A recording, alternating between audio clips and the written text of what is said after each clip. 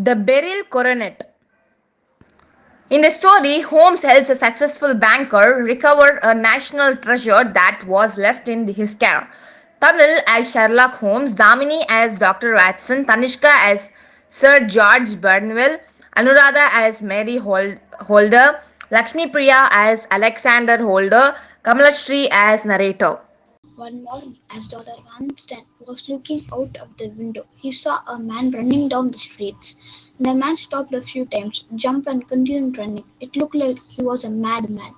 Dr. Ramsden called his dear friend Sherlock Holmes and pointed to the man.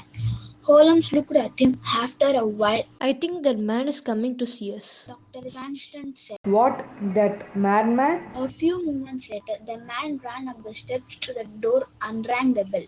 But maid opened the door and the man rushed inside and took off his coat in a hurry. He sat on a chair and looked anxiously at Holmes and Dr. Van.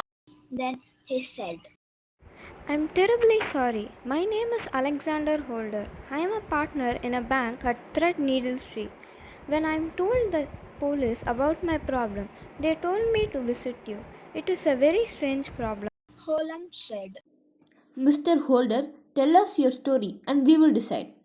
My bank is in the habit of giving out loans to people. Yesterday morning, as I was sitting in my office, my attendant told me that a man had come to see me. I asked my attendant to show him in. He was a very important man, and I told him to sit down. Then he told me that he wanted me to loan him some money. He wanted a £50,000 and I asked him when would he able to repay the money if I gave him. He replied he would give it back before next Monday. Then he took out a jewel case and opened it. He asked me whether I knew the Beryl coronet was, and I replied that I knew it was a very valuable ornament. He took out the Beryl coronet from his case and showed it to me. I examined it and decided to give him the money. He warned me that if the coronet was damaged or if any of the stones were lost, it would be impossible to repair. Then I called my attendant and told him to give the man his £50,000. The man left, and when it was evening, I took the case with me to my home.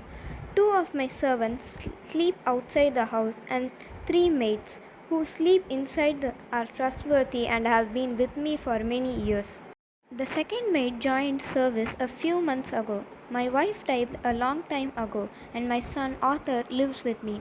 He has a bad habit of gambling and keeps asking for more money to gamble. He has a friend called Sir George Burnwell who is a partner in gambling. He has a bad influence on my son. My niece Mary lives with us. My brother had died 5 years ago and she has been living with us ever since. She is a well behaved girl and very straightforward.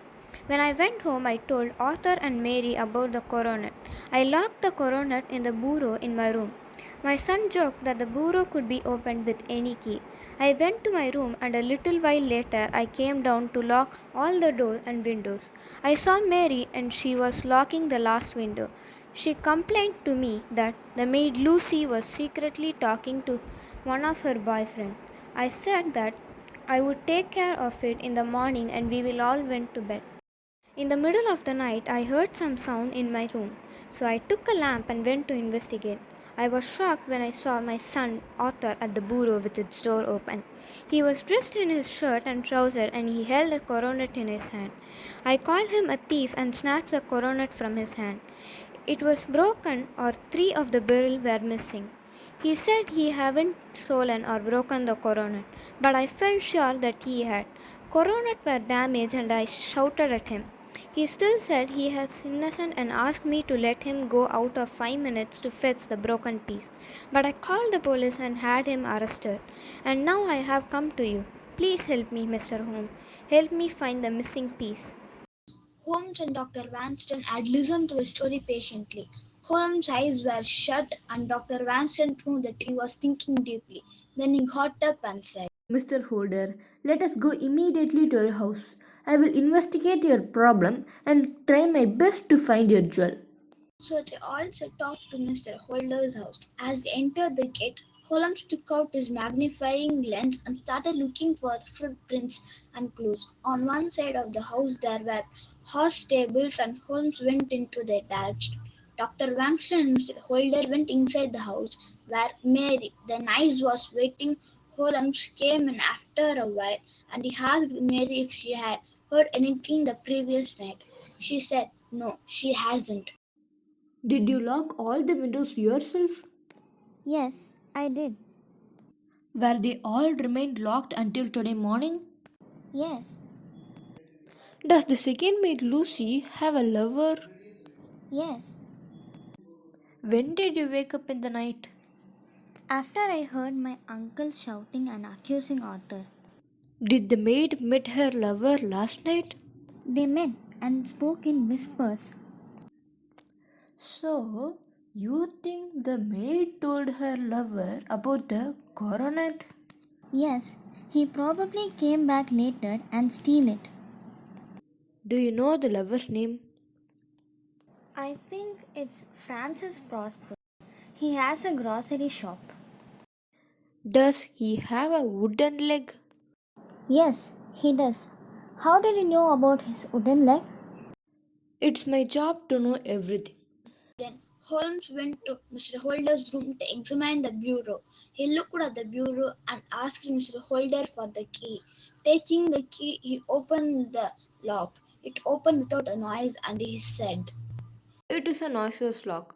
So, Mr. Holder, you think your son came in here, took the coronet, and broke off a piece?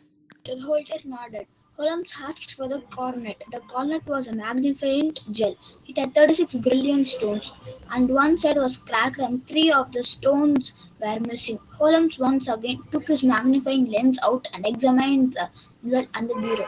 Holmes then held jewel with both his hands and tried to break it into two pieces, but the jewel would not break. Holmes said, Mr. Holder, if the jewel broke, it would produce a very loud snapping sound. I had my doubts that your son was not guilty, but now after examining everything, I am sure he is innocent. Mr. Holder cried. But Mr. Holmes, I saw him holding the coronet in his hand. Isn't that proof that he is guilty? Holmes replied. I don't think that the boy is guilty, and soon I will prove it to you. Tell me, was your son wearing any shoes when you caught him? Mr. Holder replied. No, his feet were bare. Holmes said. All of you stay inside. I will go out and investigate a little more. Then he went out into the garden where everyone patiently waited for him inside. For more than a hour he was in the garden bending and examining. Then he came back and said, Mr. Holder, I have seen everything here and in the garden. I think that we shall clear this matter up very soon. I am returning to my house now. Mr. Holder replied. What should I do? Is there no hope of finding the missing piece? Holmes replied. Come to my house at 9 o'clock tomorrow morning. Bring some money because you may have to pay money to get the missing piece back. And Dr. Vance and Holmes left. As soon as Dr. Vance and Holmes stepped into their rooms at 221B Baker Street, Holmes went to his room and came back 5 minutes later.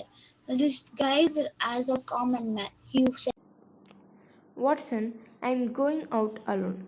I may not be back for a couple of hours, but I am sure I will find the missing piece. And then he ate some food and stepped out briskly. Later, Dr. Watson was having tea when Holmes came in and went back out, saying, It will take me a few more hours, Watson. Don't wait for me. Dr. Watson waited for a long time. Late in the night, Holmes had not yet returned, and Dr. Watson went to bed. When he woke up early in the morning, Holmes was sitting at the dining table having breakfast. Holmes said, Sorry, Watson, I didn't ask you to join me for breakfast. I am waiting for Mr. Holder to arrive. A few minutes later, the clock struck 9, and there was a ring on the doorbell. Mr. Holder came in looking very worried and said, Mr. Holmes, I have a bad news. Mary has run away. But Holmes did not look surprised and said, Mr. Holder, will you pay 3,000 pounds for the 3 missing stones plus 1,000 pounds as a reward? Mr. Holder said, I would pay 30,000 if necessary, Holmes said. Then please write a check for 4,000 pounds.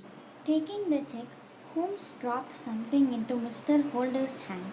It was the missing piece of the coronet. Mr. Holder cried out in joy. Mr. Holmes, you have saved me. Thank you very much. Holmes said, Mr. Holder, you owe your son an apology. It was Mary who stole the coronet. Mr. Holder was shocked. Holmes continued. Sir George Burnwell attracted Mary from the first day he stepped into her house. She fell in love with him. Mary was talking to Sir George through the window when you were in your room. She told him about the coronet and he decided to steal it. When you came downstairs, she hurriedly locked the window and told you a story about the maid. Afterwards, in the night, your son Arthur heard some sounds and woke up. He saw Mary walking past his door very cautiously. He followed her and she opened the door of your room and went inside. When she came out, he saw the coronet in her hand. She went downstairs and he followed. He saw her opening the window and giving Sir George the coronet. He hid behind a curtain and she closed the window and went back to her room. Your son ran out of the house and followed Sir George and caught him. They fought and the coronet broke into two pieces.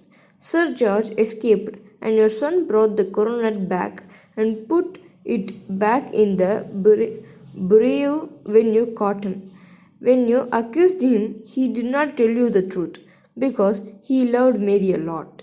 He asked you to let him go outside to bring back the missing piece, but you refused. He had gone out, he would have got back the missing piece from Sir George.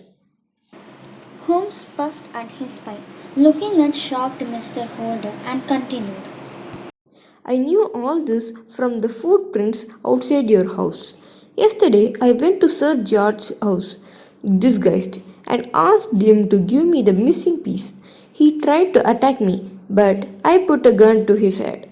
He said he would give the piece if I gave him some money, and so I got the piece back. Mr. Holder cried. What a fool I have been. I doubted my son. Mr. Holmes, you have saved me. You have saved us all. Thank you so much, Mr. Holmes. That is how the great detective Sherlock Holmes solved the puzzling mystery of the Beryl coronet. Thank you. Done by V. Anuradha, S. Kamalashri, S. Lakshmi Priya, Damini, M. Tamil, Tanishka.